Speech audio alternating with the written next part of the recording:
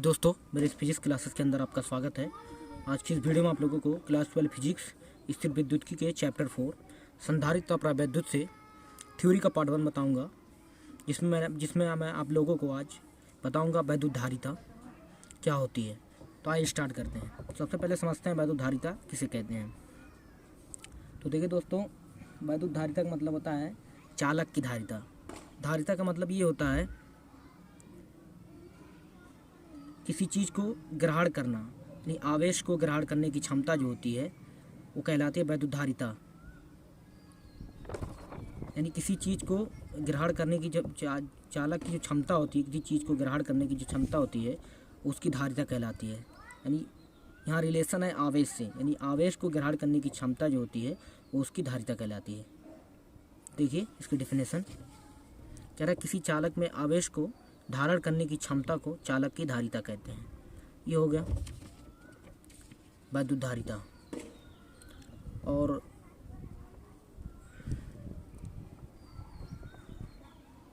यदि हम किसी चालक को क्यू आवेश देते हैं, यदि किसी चालक को क्यू आवेश दिया जाए तो उसके विभव में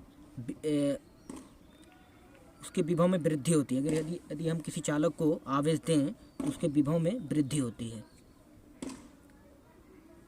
क्योंकि जो आवेश होता है वो वैद्युत विभव के समानुपाती होता है। ये वैद्युत विभव के समानुपाती होता है। यदि आवेश बढ़ेगा तो वैद्युत विभव भी बढ़ेगा, और विभव बढ़ेगा तो आवेश भी बढ़ेगा, क्योंकि ये दोनों समानुपाती हैं। ये समानुपाती का चिन्ह हटता है तो एक नियतांक आ जाता है C। इसे ही बोलते हैं हम C इज इम्प्लाइज दैट धारिता। यही चालक की धारिता है, यही चालक की धारिता कराती है। धारिता का सूत्र जो हो गया C बराबर Q/V। यदि किसी चालक को Q आवेश दिया जाए तो उसके विभव में वृद्धि होती है। देखिए इसको भी हमने लिख के दिया हुआ है ताकि आप बोर्ड एग्जाम में लिख सकें। नोट दिया हुआ, देखिए लिखा हुआ है जब किसी चालक को आवेश दिया जाता है तो उसका वैद्युत विभव आवेश के अनुपात में बढ़ता है, क्योंकि समानुपाती होता है। यदि किसी चालक को Q आवेश देने पर उसके विभव में वृद्धि भी हो तो Q समानुपाती भी Q = CB। दूसरी तरीके से वैद्युत धारिता को परिभाषित कर सकते हैं। देखिए यहाँ से परिभाषित आप कर सकते हैं। यदि किसी चालक को दिया गया आवेश Q हो तो उसके विभव में होने वाली वृद्धि, यदि किसी चालक को Q आवेश देने पर उसके विभव में होने वाली वृद्धि भी हो।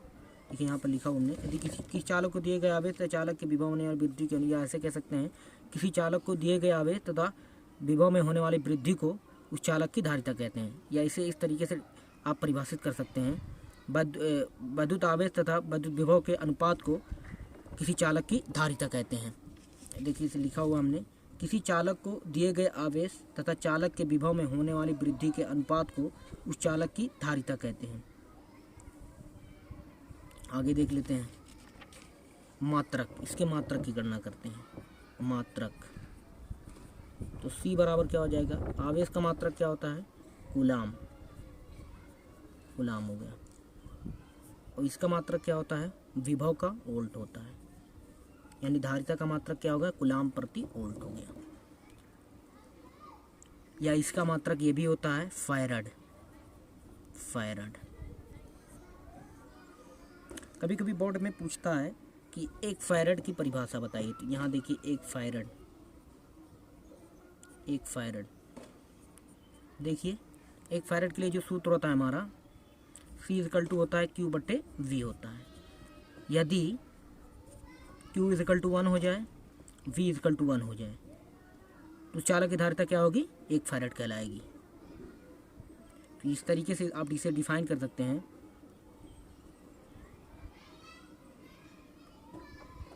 यदि किसी चालक को 1 कूलाम का आवेश देने पर उसके विभव में 1 वोल्ट की वृद्धि हो, यदि किसी चालक को 1 कूलाम का आवेश देने पर उसके विभव में 1 वोल्ट की वृद्धि हो तो उस चालक की धारिता 1 फैराड कहलाएगी। अब देखिए हमने लिखा हुआ है इसको, 1 फैराड की डिफिनेशन आप देख लीजिए आसानी से। यदि किसी चालक को 1 कूलाम आवेश देने पर उसके विभव में 1 वोल्ट की वृद्धि हो तो चालक की धारिता 1 फैराड होगी।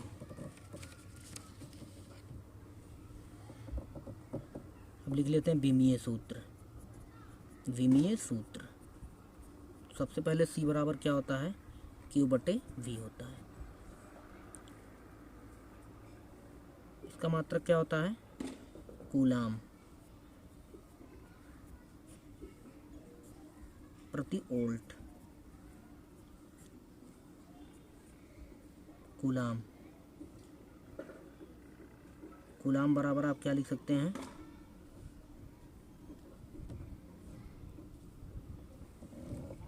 कूलाम की जगह पे आप लिख सकते हैं, इधर लिखिए कूलाम, इसे रहने दीजिए, कूलाम। वोल्ट की जगह पे आप लिख सकते हैं जूल प्रति कूलाम। क्यों लिख सकते हैं, क्योंकि विभव है, वोल्ट मतलब वोल्ट किसका मात्रक है, विभव का। तो विभव बराबर होता है जूल बटे, विभव बराबर होता है सॉरी W कार बटे विभव, V इक्वल टू होता है W बटे Q होता है, ये सूत्र होता है। तो कार्य का मात्रक क्या होता है, जूल होता है, और Q का मात्रक कूलाम होता है। अब इसे पलटेंगे जब आप, तो हो जाएगा कूलाम स्क्वायर बटे जूल। और इसको सॉल्व कर सकते हैं, कूलाम स्क्वायर, इसे रहने दीजिए, कूलाम स्क्वायर। जूल को आप क्या लिख सकते हैं, देखिए एक सूत्र होता है W is equal to F into S। F क्या है, यहाँ पर बल है, S क्या है, विस्थापन है। जूल को, फोर्स को आप क्या लिख सकते हैं, बल का मात्रक क्या होता है, न्यूटन, और विस्थापन क्या होता है, दूरी।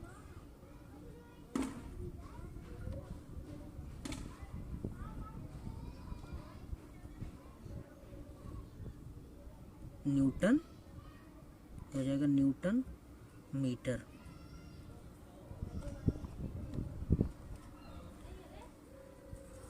अब देखिए आगे जो बचा हुआ है, C की बीमा बराबर क्या आया है, कूलाम स्क्वायर बटे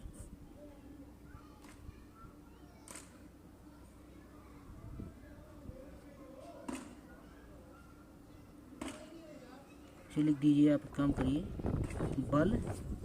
बल गुणे विस्थापन। कूलाम की बीमा क्या होती है, कूलाम की जगह पे आप लिख सकते हैं AT, इस लिखते हैं AT का होल स्क्वायर। बल की बीमा क्या होती है, MLT पर पावर -2, और विस्थापन मतलब विस्थापन L हो जाएगा। अब इसे सोल्व करिए, A स्क्वायर T स्क्वायर बटे MLT पर पावर -2 L। और सॉल्व कर सकते हैं आप,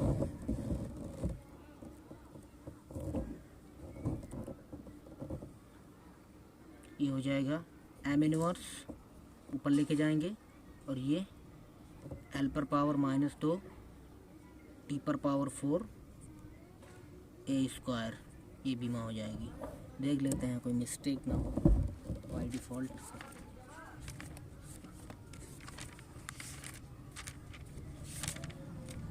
इनवर्स L पर पावर -2 T पर पावर 4 A स्क्वायर करेक्ट है। तो आज के लिए इतना ही, थैंक्स फॉर वॉचिंग।